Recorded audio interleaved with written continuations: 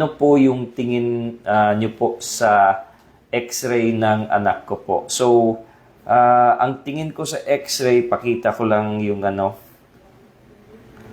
So, pinapakita natin dito ay yung X-ray. So, ano po yung nakikita natin sa X-ray na to? So, X-ray is from a patient in Davao. Ang nakikita ko po, Sir Ray, is wala na po yung femur head, wala na po yung joint po, no? So, ang nakikita ko po is wala na po ito.